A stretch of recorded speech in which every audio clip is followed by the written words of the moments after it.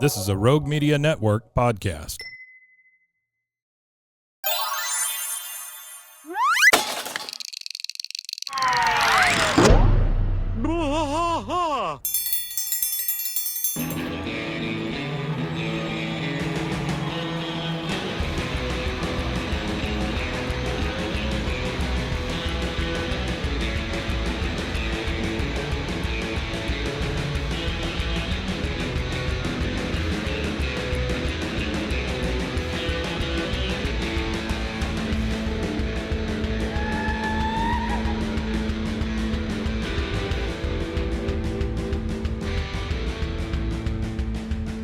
I trash fight all through the night, deep in the heart of Texas. The trailer park is nice and dark, deep in the heart of Texas. Cat drinks his brew and he spits his chew, deep in the heart of Texas. The TV blares, but no one cares, deep in the heart of Texas. Here we go!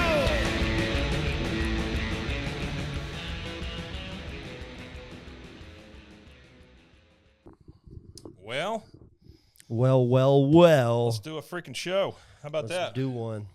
Hey, everybody out there in TV land or YouTube land. In YouTube land. I don't know what to call it now. You used to call it TV land. Watching Now you call it whatever. watching the tube. And like, I know you moved the mic, but see, you can see behind us here. Oh, yes. Yeah.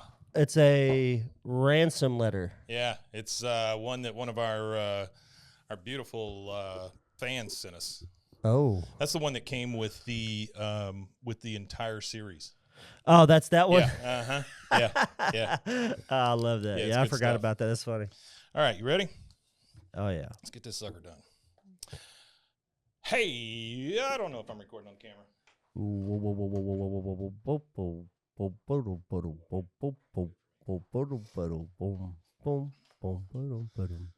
All right, here we go. Hey, everybody, welcome to King of the Hill podcast. I'm Mike. And I'm Rusty. He is, almost every time. Almost. Hey, folks, this is weird. We're doing it on a Monday for a Monday. So I'm going to turn this sucker around real quick. All right, because I was sick. So that's all you need. This is Season 6, Episode 13, in the year of our Lord 6 ABE 10, Tanking It to the Streets. March 31st, 2002. Yep. All right. This one is one of the ones where Greg Daniels and man, I'm just brain farting on everybody's names right now. Mike Judge, yeah. Man, I don't know why I didn't remember his name. Mike Judge and Greg Daniels, it's where they kind of like separate from the show a little bit. They're doing their own thing. You got to think probably about really? this time. This time is it's less involvement from them, because this right here is an episode that later on we find out that Mike Judge probably wouldn't have created, kind of thing, because he didn't really like it. Was rumored that he didn't really like the idea of nonsensical things happening in this world that's supposed to be a common sense world. If you take it for what it is, there is also a video that shows that everything that happened in King of the Hill happened in 1 year. Yeah. If that's the case, that's the video that I then was talking this about, was a dream. Yeah, pretty much had to be a dream. Because they talk about it being a dream. All right, so we start in the alley. We got a bunch of yeps. Yep. And we see a big old Chinook helicopter fly over. That's one with the like 4 propellers or whatever, right? Yeah, it's got the 2. They usually see them flying like that's this. Right. Yeah. It's a big old. It's a really long one. They use them in Vietnam. Says Bill's talking. He says, "That's your CH-47D Chinook helicopter. We're having war games this week. It's kind of like our team bus." No, it's not. It's not a team bus. Hank says, "Yeah, how's your team doing, Bill?" Said, "They won't let me play. I'm just an army barber. All I do is cut hair. I'm doing north of 85 heads a day. Damn, that's a lot. My wrist hurts so much I can barely open my beer." He tries to open a beer, yow, and it really hurts his wrist. Yeah, well, he's a barber, so. As a guy who has had that surgery, I can tell you carpal tunnel sucks. Yeah, the carpal tunnel. It sucks, man. I might have to have a surgery on my elbow. Yeah, that's what you said. The nerve in my elbow or whatever. That's crazy. Is that what carpal tunnel is? A nerve surgery? It is. It's nerves. Yeah. Or they just go like scope? Or? So when they did it, let's see. You can't even see the scar anymore. It was down here somewhere. But they hook you up to some electrodes, and they zap you to make sure you can feel it, right? Yeah. If you can't feel it, then they go, oh, you got carpal tunnel. And so they go in here in a tiny little slit, and they relieve the pressure on the nerves. And that's it. You're in and out within, I don't know, a couple hours. Oh, okay. You're back home. Yeah. This heals in about, 3 or 4 days. And you're good to go. You're good. I mean, cool. I never had any problem like gripping anything or anything like that. It didn't do anything to me. Yeah. Well, that's good. Yeah. So he says, he tries to open his beard. Yow! Dale, of course, always the sage wisdom. Oh, give yourself a break, Bill. You do more than cut hair. You also straighten out magazines and empty ashtrays. What a turd. Hank says, don't listen to him. You're a very important cog in the military machine. Imagine if our boys went into battle with hair in their eyes. They'd be at a marked disadvantage, I tell you what.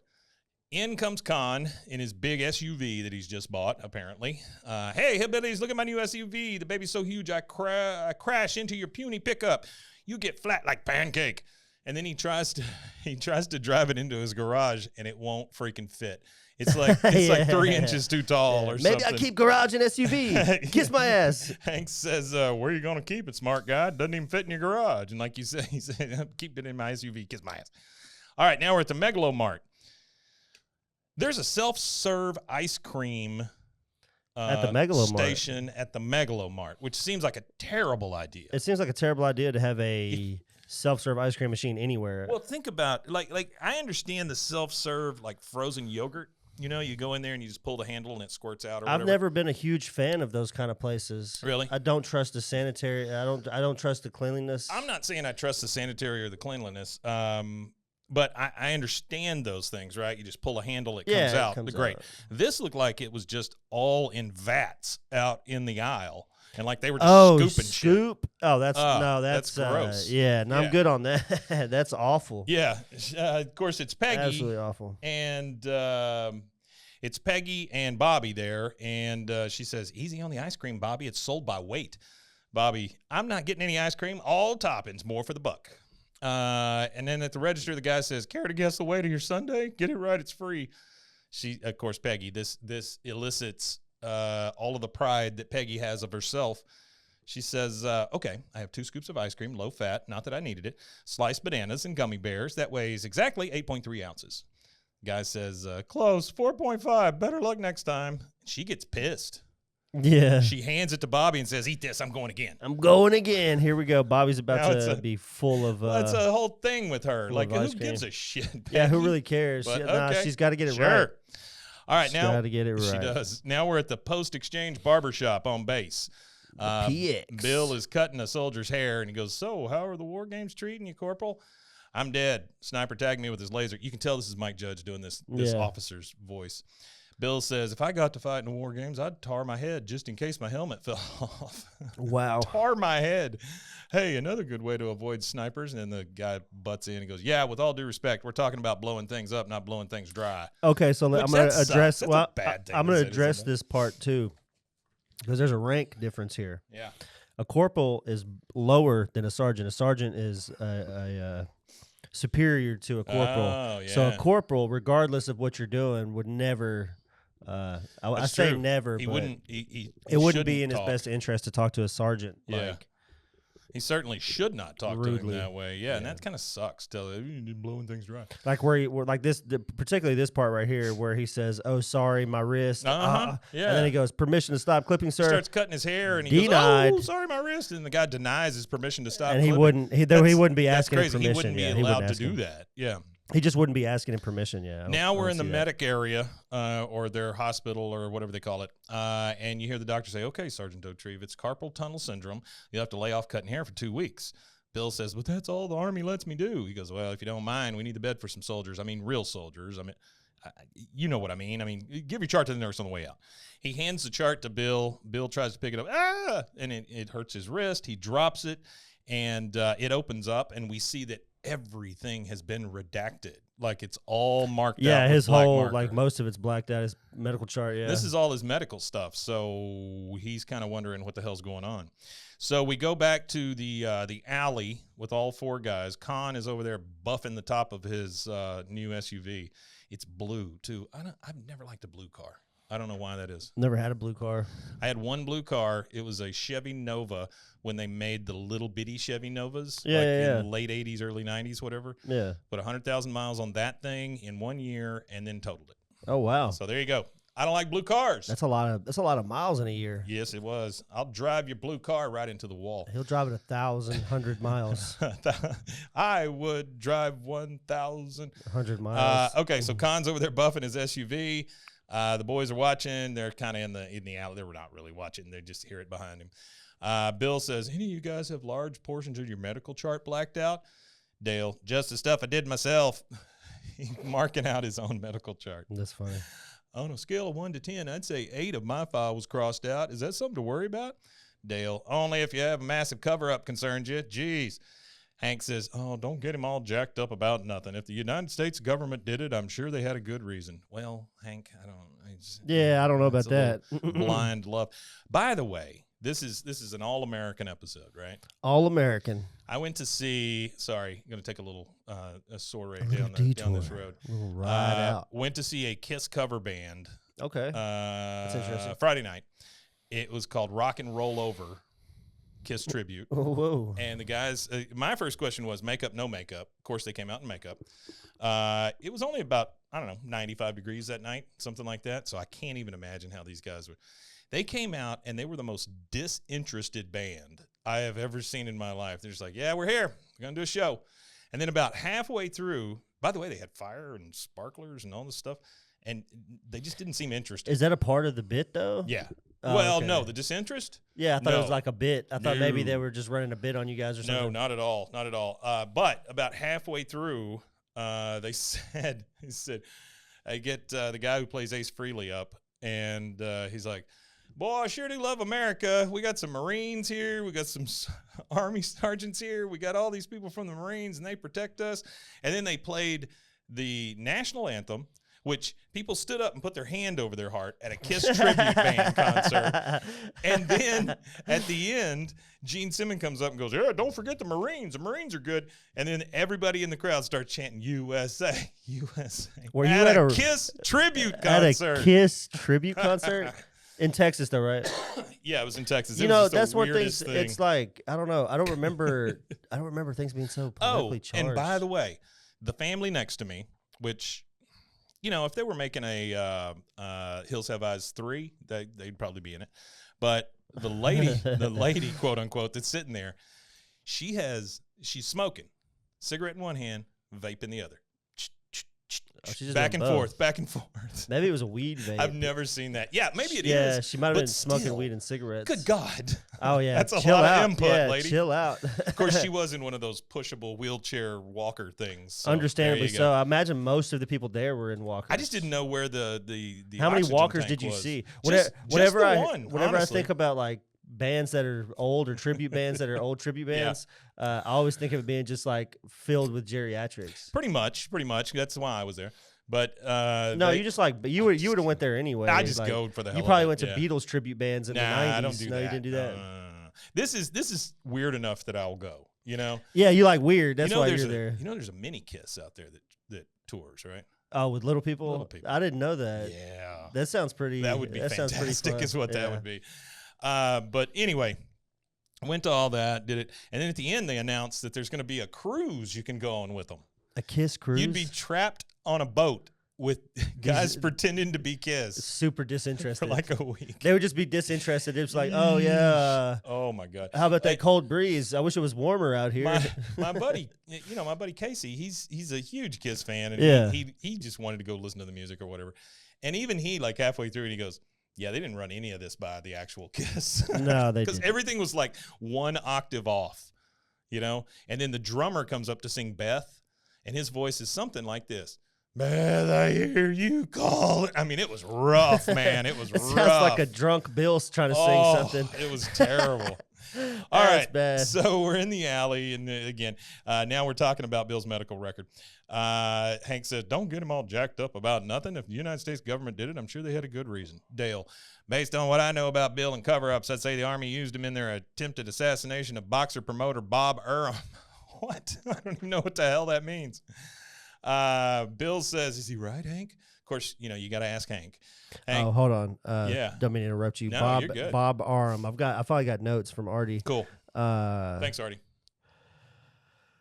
Oh, yeah. So you could see Bill's medical form or whatever, and on it, it says placebo shots or something. It shows his age was 18 on the start date of 7/25/82. So that's July 25th, 1982, making Bill born in approximately 1963 or 64.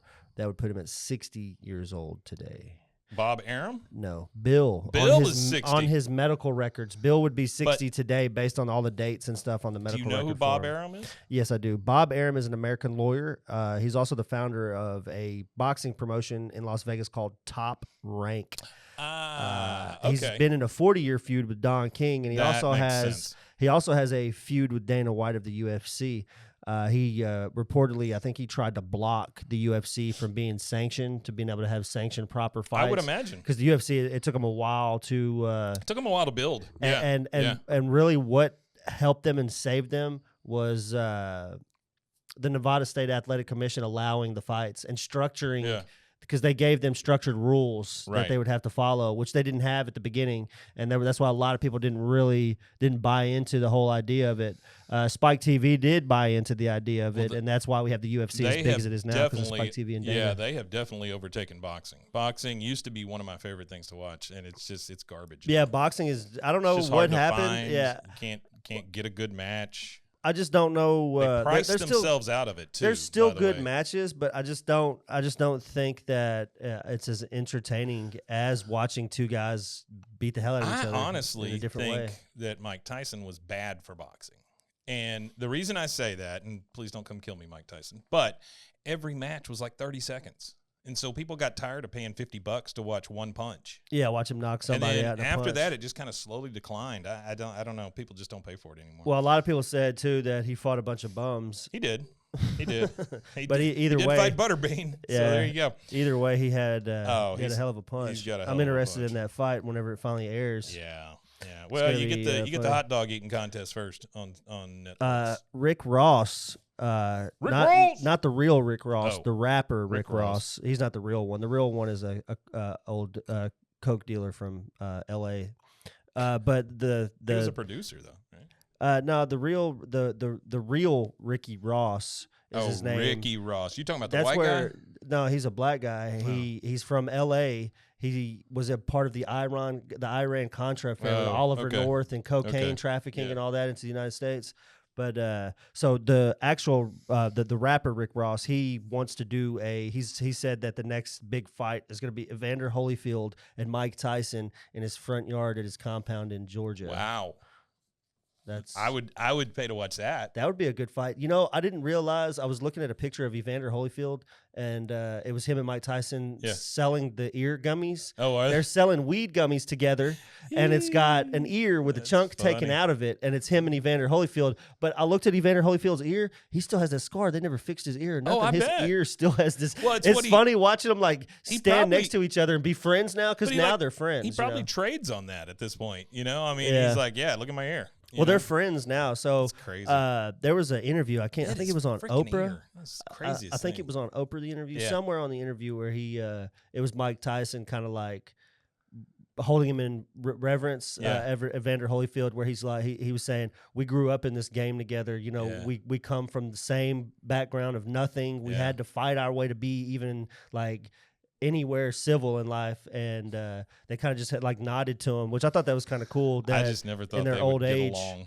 Well, it's in their old age. That's the thing is they might have been such strong rivals when they were boxing, but there's nobody else on the earth that can relate to the situations that they were in the ring and things like that. Brothers in battle or something. That's what it is. Yeah, it's like after war. My grandma, she was a kid during World War II. She's still alive now. She's in her 90s, but she remembers after the war, when she's in her 50s, she's in her 50s. So that's like in the 80s, she remembers all the unification stuff where, British soldiers are going to meet with German soldiers and French soldiers are going to go meet with German soldiers and stuff like that from World War II. Yeah. And it's like, I remember all that. Nobody can understand what they went through. So even though they were enemies on the battlefield, now the war is over, they were friends. And it was kind of like in World War I, there was a big peace during Christmas time, where Germans and French and Americans and English and everything, they're all just playing soccer, smoking cigarettes, drinking coffee with each other, and then once they ring the bell for battle again, everybody goes back to their trenches and starts fighting just like again. those videos you see where a dog and a monkey can be friends. Yeah. Same thing. Same thing. Hank says, has he ever been right, Bill? He asked him if he's right. He goes, has he ever been right? Dale says, you don't have to answer that. If you want to know what is under that black marker, you need to get a hold of your untransmogrified personnel file. Bill's like, how do I do that? Hank says, well, like any other first-rate organization, I'm sure the Army has a form you can request, fill out, and submit. And Dale's like, yeah, good plan. Why don't you ask them for a tour of the underwater White House while you're at it? I said, Dale, sometimes I think you say things just to hear yourself talk. I like that line. Yeah, very, very rarely do they say that to him, so it's funny when he finally gets spoke out loud. But he responds with, what do you want me to do? Ignore myself? I mean, he and Peggy have a lot in common, honestly. Yeah, they do. They're impulse people. Yes, They're extremely impulsive people. Very much so. And that's what makes Dale such a hard friend, because he is a good-hearted friend at his core. He's a good-hearted friend at the core. But he always makes these horrible, impulsive decisions. Yeah. All right, so we're in the kitchen at the Hill house, and Bobby is smashing up Oreos with a hammer. He says, scoop full of Oreos, and puts it on the scale. Peggy's facing the other way, and she goes, 2 ounces. He goes, half an ounce, not even close. She goes, Bobby, you just focus on smashing those cookies. I did not pull you out of school to give me lip. She pulled her kid out of school to measure shit so she could get free ice cream. She's doing it backwards, though. Yikes. What she needs to find out is the exact measurement of the scoop. Yes, measurement of the scoop, the cup, that's it. Everything.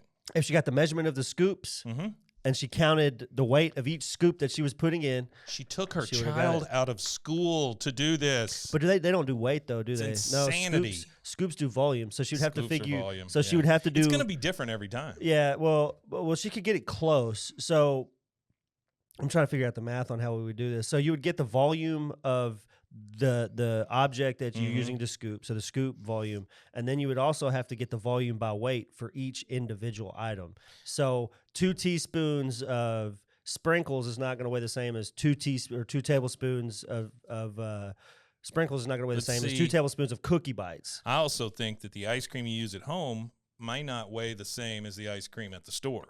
That too. You got to find out what ice cream. It's very hard to do. Yeah, I don't know. Peggy's she's she's doing too much math. Somebody said hello. Who's that? Chantel. What's up, Chantel? Chantel. Nice to see you. Welcome on a Monday. to a Monday morning. All right, we're at Fort Blanda Army Base. Dale. Fort Blanda. Yeah, Dale has a big backpack and a bag, and he's sneaking in, which I don't get it, because he just walks up straight to the gate and goes, exterminator. And then they just let him right through, right?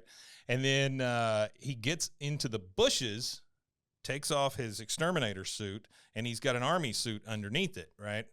He's walking back through, and he goes, exterminator, when he sees somebody. And then he goes into the bushes, takes that army suit off. He's got another exterminator suit under that one. Yeah. He's insane. He goes behind a tree, got that other suit. He goes into this office, and he says to himself, now we'll see who talks out loud just to hear himself speak. I mean, he's talking out loud just to hear himself speak. Pretty much, yeah. That's exactly what he starts looking through the files in this thing, and he goes, oh, I was right. And so now we go back to Dale's basement. Apparently Dale has all the scoop. He brings all the boys down. The literal scoop. Hank says, all right, Dale, now that you got us down here, what's this top secret fishing rod of yours? Dale says, the fishing rod was just bait. Bill, of course, is worried about the cookies. What about the first baked cookies? Almost done. Yeah. Bill says, now, Hank, what progress have you made? Oh, no, I'm sorry. Dale says this. Now, Hank, what progress have you made on obtaining Bill's personnel file? Hank says, I'll have you know I was right. The government does a form for exactly this type of request. And Bill says, yeah, and they're going to send us that form in 6 to 8 weeks. Like they've made some kind of progress. Yeah. Dale says, yeah, that's one thing that I've had a lot of friends after we graduated high school. I was probably out of our large group, there's probably 2 people that it might be the connection there. It might need to be like pushed in better or something. It probably is. I had a lot of friends that went to the military after school. Well, man, I forgot where I was going. Oh yeah, one of them was he went through like Ranger school and stuff in the Army. He was like Special Forces stuff that he ended up being in. Yeah. But he told me at one point when he was like in limbo for one of his jump school or something like that, for 6 months they went into a courtyard, and this is like how bureaucratic things are. They went into a courtyard and they would pick up leaves out of this courtyard for 6 months. That's what they would do as their job for the day. Wow. They would clean up leaves, and then they would bag the leaves up, and then the next day there would be a courtyard full of leaves again. Yikes. So they were taking the bags that they were bagging up and just dumping them back in the courtyard, and that's what they were doing. And he said that the amount of bureaucracy for everything inside of the military and how much of it's unnecessary is unbelievable. He said probably like a quarter of the military budget is spent on like paperwork. Oh, I don't doubt that one bit. Shuffling papers and stuff like that. All right, so if there, Chantel's telling us there's some static on the line on the live version. Yeah, I told her it might not be the best. It may be this cord. We're trying something new with a microphone in the middle of us instead of feeding these through. So just bear with us this time. We'll work it all out. Dale says it's getting better. Oh yeah, it's getting better. The live stuff is getting better. Bill says they're going to send that form in 6 to 8 weeks, and then Dale says, "Well, how's 6 to 8 seconds?" Shasha, and he uncovers a projector. Said, "Now you will see from this incontrovertible evidence, Sergeant then Private Bill Dotrieve was given large doses of an experimental drug from 1982 to 1984. The Army was trying to create an elite group of Arctic commandos stationed in Alaska and able to withstand frigid temperatures. They called it Operation Infinite Walrus." And they show a man and a walrus next to each other. Then he shows another slide. It's of a man walrus. A man walrus soldier, which is insane. Walrus, a manrus. He says their mission to repeal an invasion if and when the communists came over the polar ice cap. The drug was designed to promote accumulation of heat-retaining blubber on the torso, foster the growth of insulating body hair, and create the ability to undertake long periods of hibernation. Bill goes, "Yeah, but those years they told me they were giving me super vitamin shots." Well, number one, anybody ever tells you they're giving you super vitamin shots, go the other way. Yeah, super vitamins. Dale says side effects include headaches and erectile dysfunction. He looks at Bill. Bill says, "I gave 20 years of my life to the Army, and this is what they did to me." Hank says, "Bill, it was a different time. It was back when we didn't know the Russians were incompetent." And then Bill runs up the stairs crying. He falls on the stairs. Then he runs again. And then he's out of frame. We hear a bell ding. And Dale says, "Cookies." So he the doesn't cookies even faze him. Doesn't even faze him. All right. It's funny. Like I think that's another thing about Dale. The ability to find information on the internet at the time frame when the internet was just dial up. Well, Dale just breaks into the damn office and starts looking through the files. I mean, he's nuts. Yeah, he doesn't care. No, he does not care at all.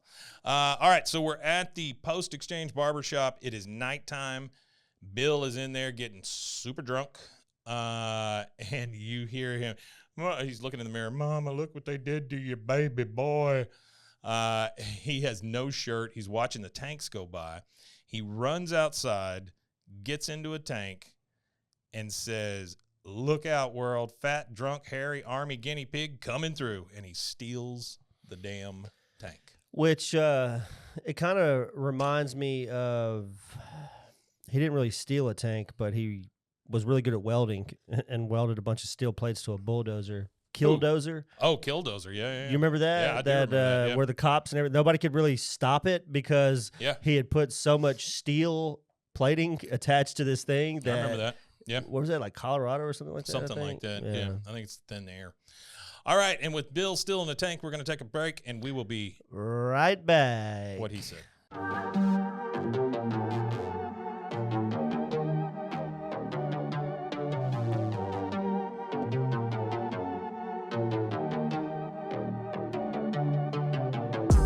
Hey y'all, I'm April. Hi, I'm Caroline. And we have a new podcast for you. What's it called, Caroline? Bloody Happy Hour. It's going to be your new favorite guilty pleasure. We're going to talk about some bloody stuff. Serial killers. True crime. Rapists. Why not join us? We'll have a good time. You literally never know. I don't know what I'm going to say. Bloody Happy Hour. Apple Podcasts, Spotify, or wherever you listen to podcasts. And we're back. All right, so we have Bill in a tank. Bill is in a tank. Drunk and in a tank. And he's drunk. He's in a drunk tank. We're in Hank's bedroom. It's Hank and Peggy talking. He goes, And this shit right here, this line right here is one of the all-time ultimate shitty Peggy signs. I want to get a shirt that says "I can fathom." Yeah. He says, Hank says, I saw the Army documents with my own eyes. It was all there in black and white. Is this what my tax dollars are going for? To put hair on Bill's back? Peggy, of course, getting ready for bed. She said, poor Bill, I cannot even fathom what it's like to have low self-esteem. And I can fathom just about anything. Hold on, let me take a guess. And because she's got the magazine that Hank has been cutting his toenails on. He went to go throw it away. She grabs it, and now it's about the ice cream again. She goes, okay, magazine with nail clippings, 15.5 ounces. She puts it on the scale. She goes, yes, it's all coming together, Hank. I mean, it's just, it's crazy how her singular focus kicks in, and it's always about her. Yeah, nah, she is, she's got some problems. So we hear this rumbling outside. Hank looks outside. What the? And then he sees a tank going down Rainy Street. We see Dale in bed with Nancy. He gets up and looks at the tank, and he says to Nancy, the Army found out I looked at their files. I'll be in the safe room. He goes in a closet. It's just the damn bedroom closet. Just a bedroom closet, And the door kind of comes open. He pulls it shut again. He goes, don't let them take you alive, dear, and then shuts the door. Bill is just drunk as a skunk in his boxers in the tank. And we see him. He goes, all right, we need some tunes. And he goes, I got the head spins. And he falls over. Hank jumps on the tank. And he says, this is Hank Hill, block captain. I know it's a war games, and I don't want to second guess your tactics, but are you in distress? Boomhauer hops up and helps him. They open up the lid. It stinks to high heaven. Hank says, good Lord, I think there's some kind of dead animal in there. Oh, it's Bill. He's soused to the gills. I think it's funny that Bill smells that bad. Oh, Bill smells terrible, apparently. And apparently his breath is always bad, too. We find out here in a minute. I just can't believe that he smells that bad. He probably didn't take a shower in a couple of days. That's crazy. Plus he's drunk. Okay. So he says, he's soused to the gills. They're looking at him. Soused. And then we see Dale climbing onto the tank. He's already in camo, by the way. He's already wearing his camouflage. He's soused. It's only Bill. I scalded my fingerprints for nothing. Then Hank says, come on, Bill, wake up. You stole a tank. They get down in there, and they're trying to wake him up. Boomhauer, I'll tell you what, man, you better call up somebody, man. Somebody find a dang old tank, man. Dale says, no, we cannot tell the Army Bill stole a tank. They'll tell their superiors in America Online, and he'll be dead as well as everybody on his buddy list. America Online. America Online. Well, you remember the discs? Oh, boy. I don't think I ever paid for so dial-up. many discs. I don't think we ever paid for dial-up as a kid because there would just be so many stacks of those free AOL discs. And there was a guy I worked with. He would collect them, and he made a chandelier out of them. Really? He just hung them all from the ceiling. It was the craziest looking thing. That's funny. It looked like somebody was just going insane. I thought it was an odd business model. I never understood it. I never understood the discs. They were everywhere. Like you buy a magazine, there's one. You go down the street, there's one. You open up your mailbox, there's one. I mean, and that's what I didn't driving by get. throwing them at you. I never understood that. Like, why would you have tiered internet subscription service and then give everybody free internet discs?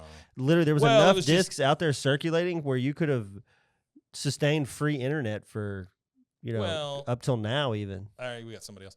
He said it's that's Artie Wimitanye. Hey, Artie, buddy. welcome in. All right, so he says we don't want to do that because America Online will come kill us.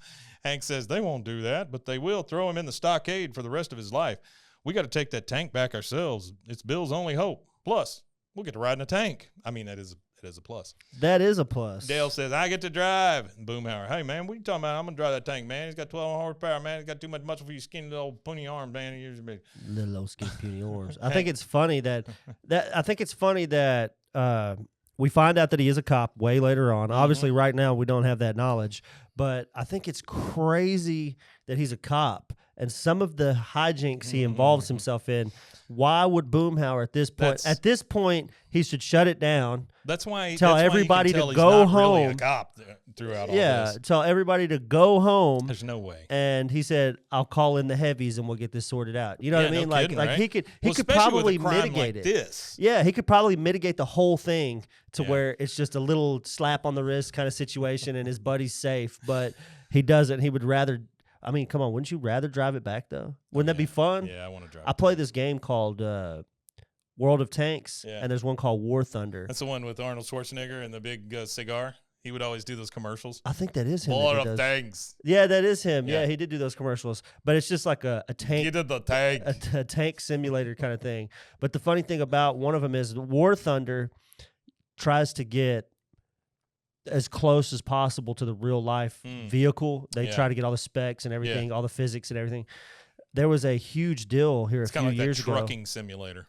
Yeah, something similar to that. So, but probably more in depth than that because it's been around a lot longer. Flight simulator, trucking simulator, all that kind of stuff, same thing. But there was their Discord.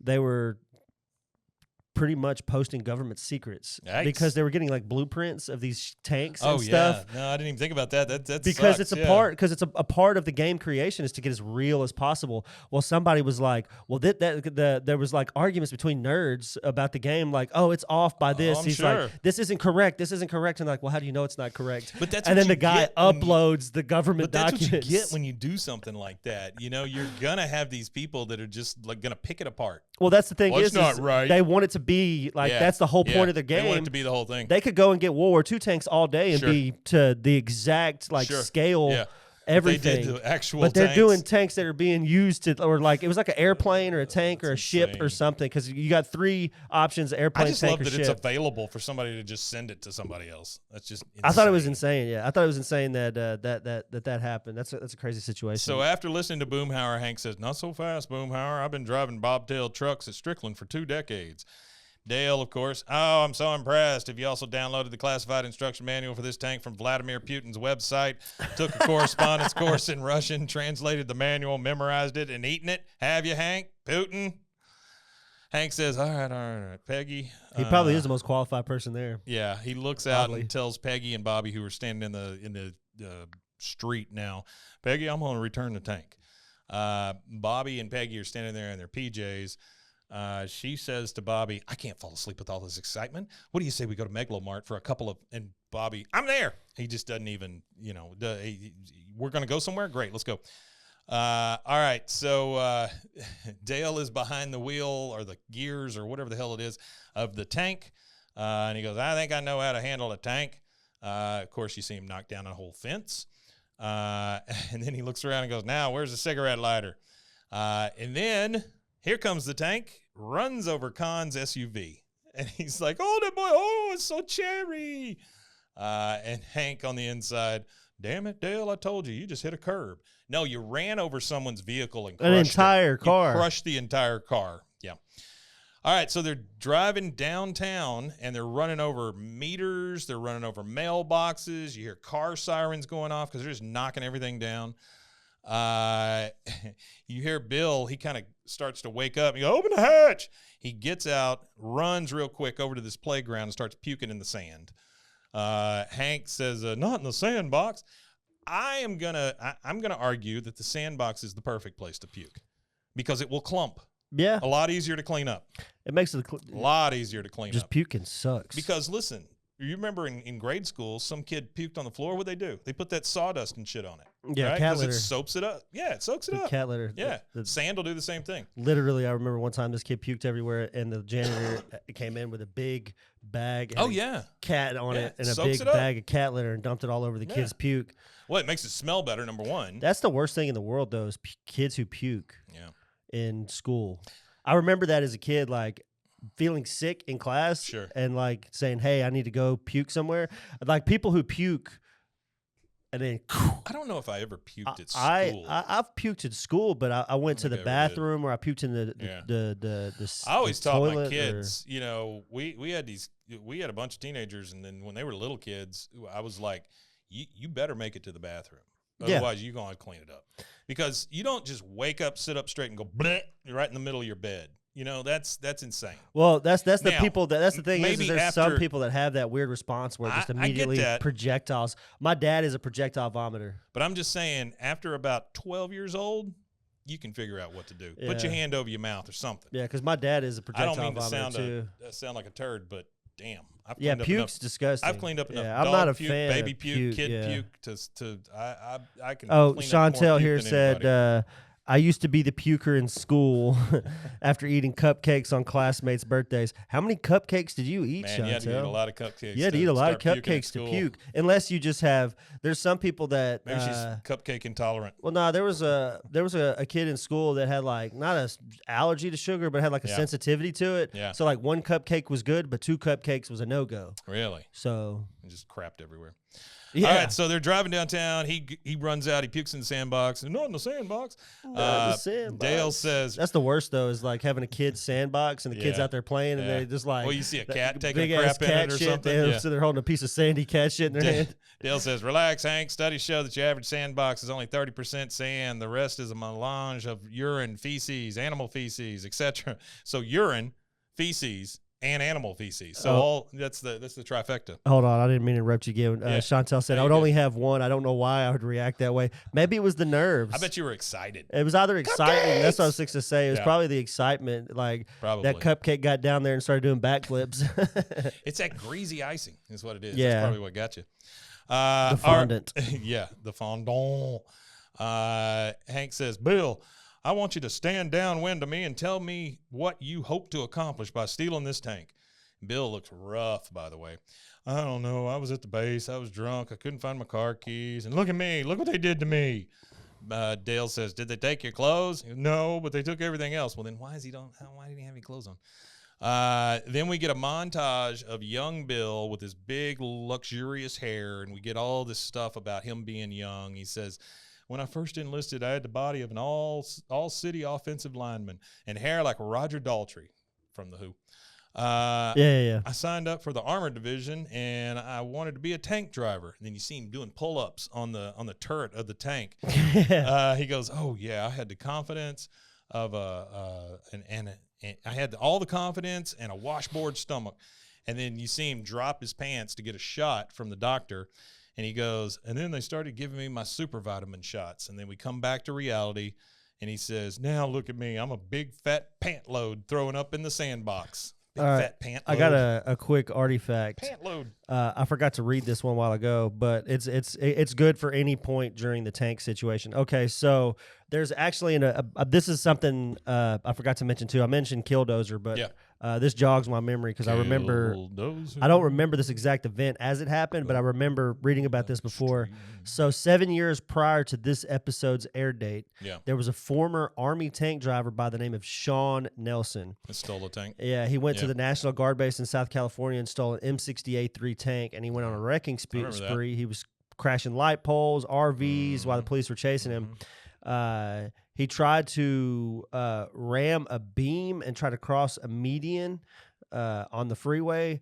Tanks are pretty stout, but crashing through a median, they would drive over it before they would go through it. Sure. But the left track got stuck and it disabled it.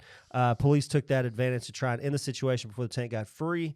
After several warnings, he ignored all the calls and continued to drive, and they eventually shot him in the neck, and he later died in the hospital. Yikes. But we have some coincidences and some unique situations with this thing here. So you got Sean Nelson and Bill Dauterive, both divorced middle-aged men who served or still serve in the Army because Bill still serves. Bill wanted to be a tank driver and is shown with an M60. Nelson was also a tank driver for the Army. Nelson became increasingly delusional and aggressive with his meth addiction, and Bill was extremely drunk before he stole this tank. So meth addiction. Yeesh. Yeah. That'll tell you right there. All right, so Hank says, I know you're disappointed with the way you turned out. We all are. Damn, Hank. But the good news is it's not your fault. All those things that were great about you back in high school, the confidence, the charm, the pep, they're still a part of you. They're just hidden inside the government's bloated, lazy body. Damn, Hank. Yikes. Bill says, what? So it's not my fault that I'm bald and lazy? Dale says, or that your breath always stinks like rotting garbage. Bill says, my breath smells? Hank says, well, it doesn't smell pleasant most of the time. Why didn't you guys ever say anything? Well, we didn't tell you because you would have hurt your feelings, but now that we know it's the government's fault, well, Bill, your breath stinks. That's great. And then Boomhauer, yeah, man, I'll tell you something else, man. You talking about standing in the alley, old cooler, man, cold, man. Paint don't dry, sun don't shine, man. You know what I'm saying? No, nobody knows what you're saying. I actually don't know what he's saying that time. Most of the time, I can understand him because I'm a fast talker sun don't too. Shine, paint don't dry. Bill says, "You think I'm boring too?" So apparently that's what he was saying. Yeah. And Dale says, "Yes." Hank says, "Yeah, but don't take it personally. You see, he goes, not my fault. I'm not a loser. Deep down under all this government ape fur, I'm a winner. Well, I'll be damned if I'm going to let the Army lock me away for the rest of my life. We are taking that tank back to the base, and I'm driving." Now we go. So he's sobering up here a little bit. Right, It looks that's like, right. yeah. Now we go over to the Megalomart.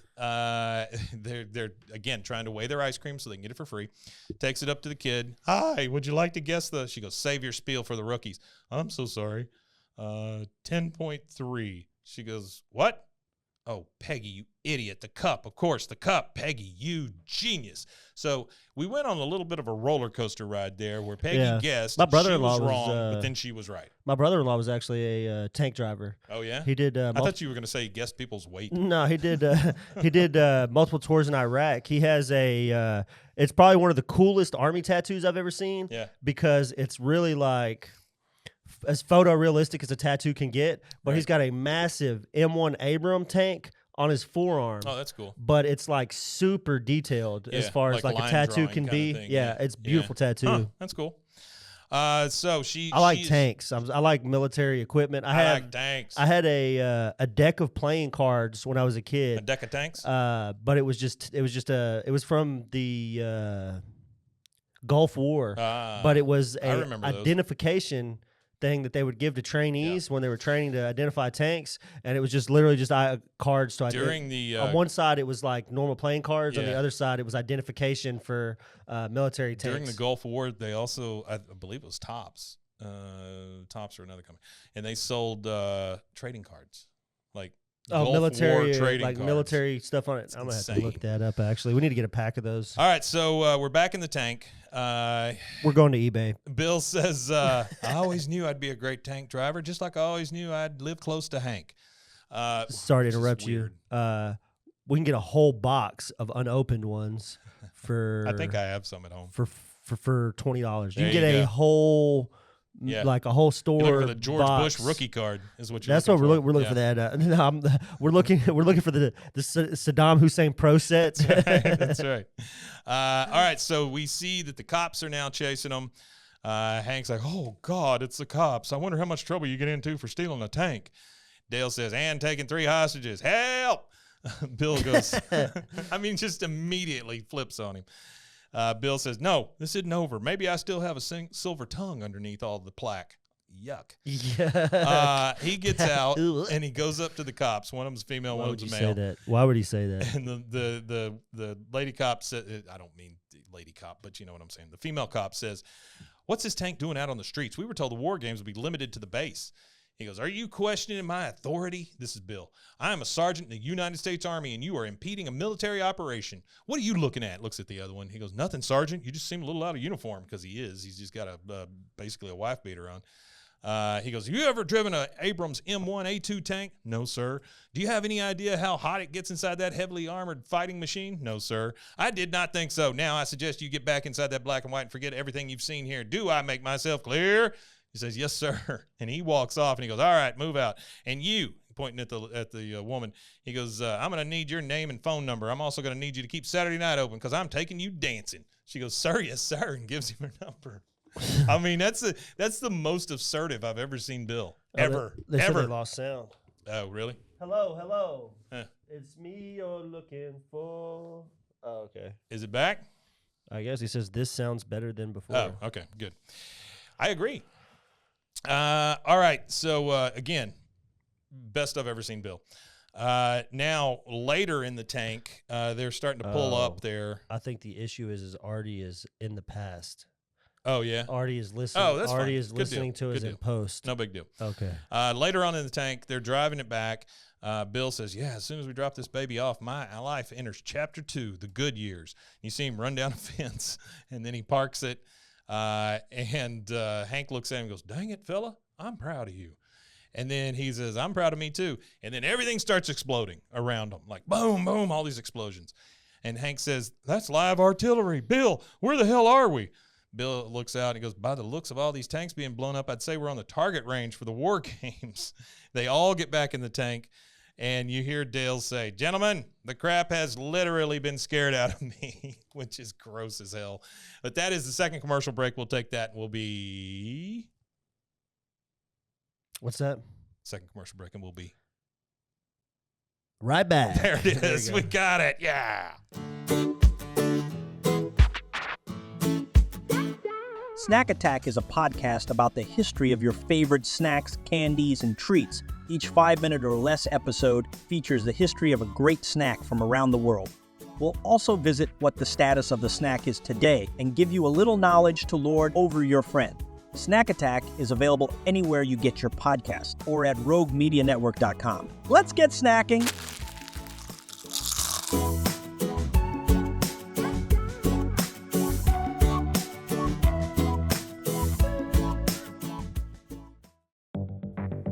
Step into the unexpected with Cultastic, or How to Start a Cult Without Really Trying. A podcast where cult creation unfolds in the most unpredictable way. Join us on a unique journey into the world of theoretical cult formation.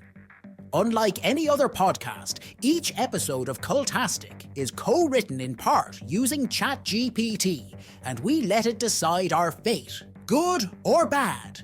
What makes Cultastic truly intriguing? We don't know what's coming each week.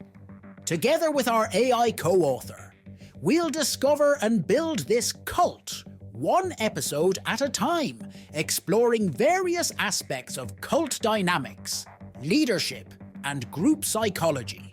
Delve into themes of charisma, influence, and the power of group thinking. It's a blend of expert analysis, theoretical exploration, and the unforeseen twists of AI-generated ideas. Remember, Cultastic is an exercise in imagination and education where we weave a narrative one episode and one tenant at a time. Curious about where this journey will take us? Subscribe to Cultastic or How to Start a Cult without really trying on your favorite podcast platform or at roguemedianetwork.com. Let's build this mission to save the people of Earth, week by unpredictable week.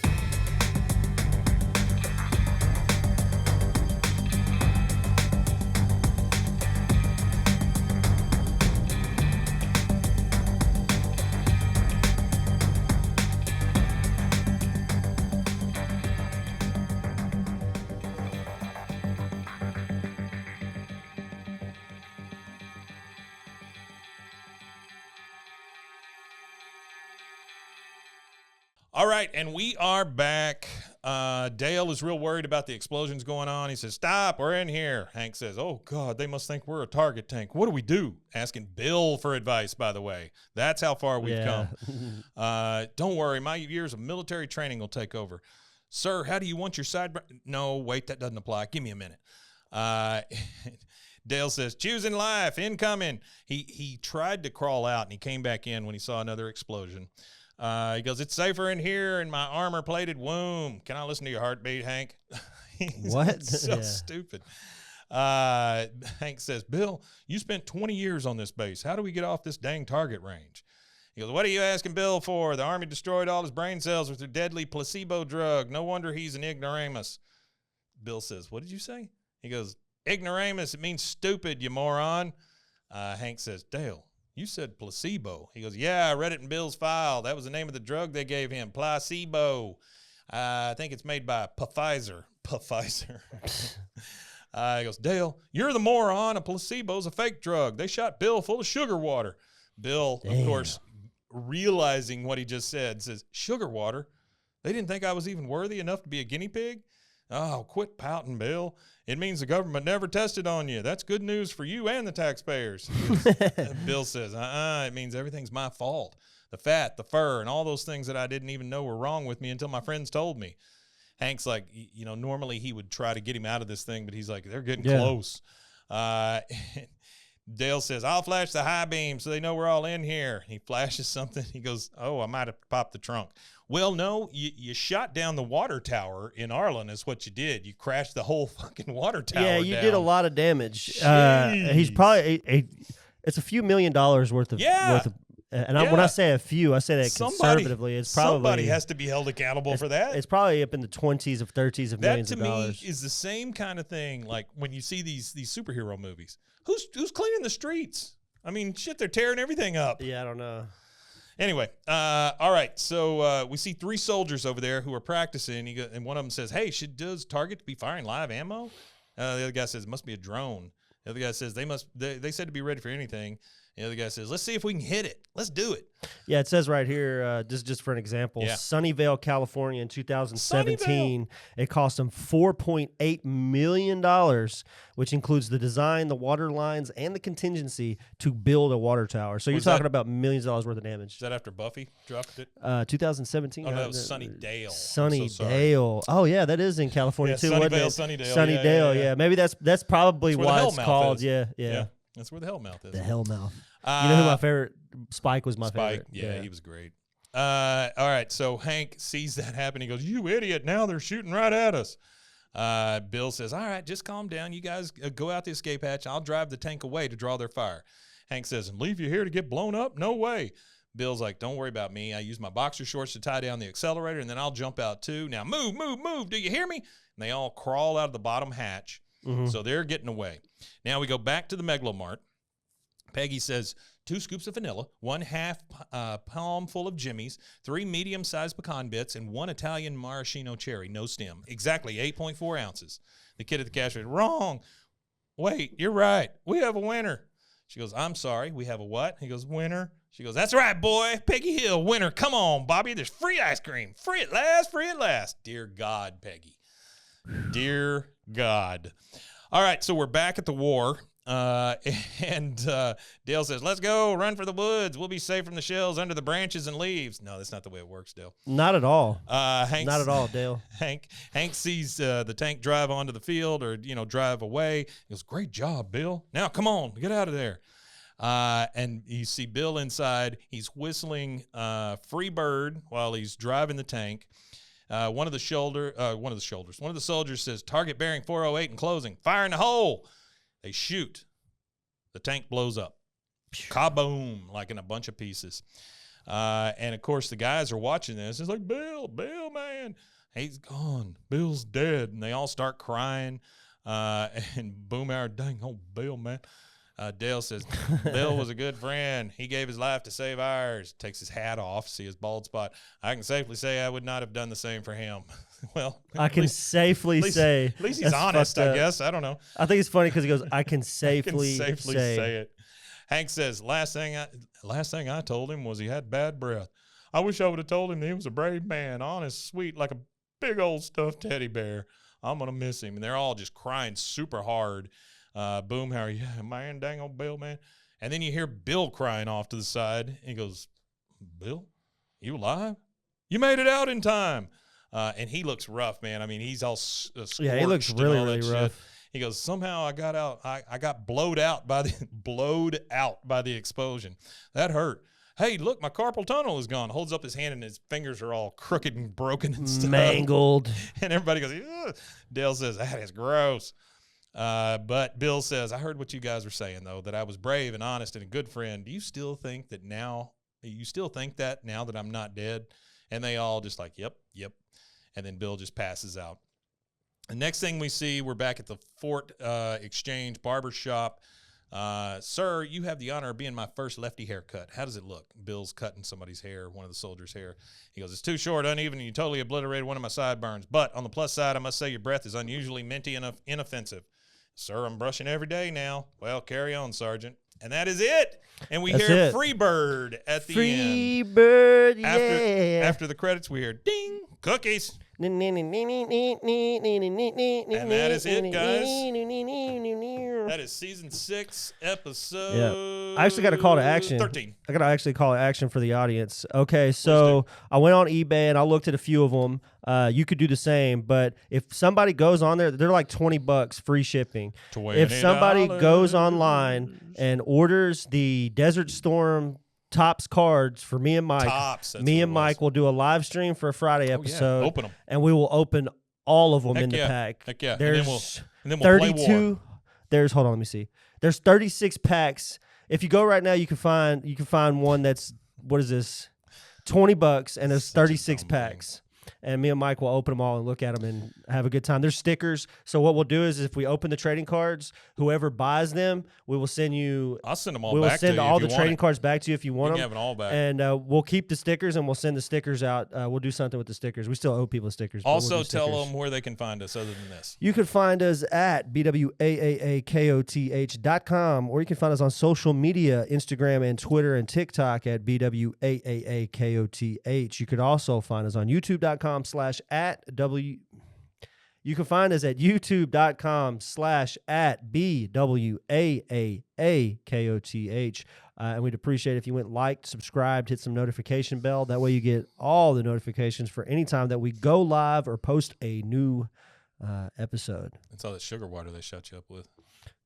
Sugar water, right? Sugar here. water. Is that what's in here? Guys, thank you so much for being a loyal fan. We really appreciate it. These Yeah, we live feeds, they just pop up when they pop up. Mostly it's on Sundays. Yeah, if you have a notification bell, that'll eliminate the guesswork for you. It'll tell you automatically when. And also remember, ebay.com, Desert Storm trading cards. There you go. I've seen a few on here, $20, so. And we will we'll talk more about that next time. Yep. Thank you guys for being here. We really appreciate everything you do. Remember, there is a Patreon you can go check out, $3 a month. It really helps kind of keep the lights on and stuff. I think the last thing to say is Awima Tanye. Awima Tanye. Indeed.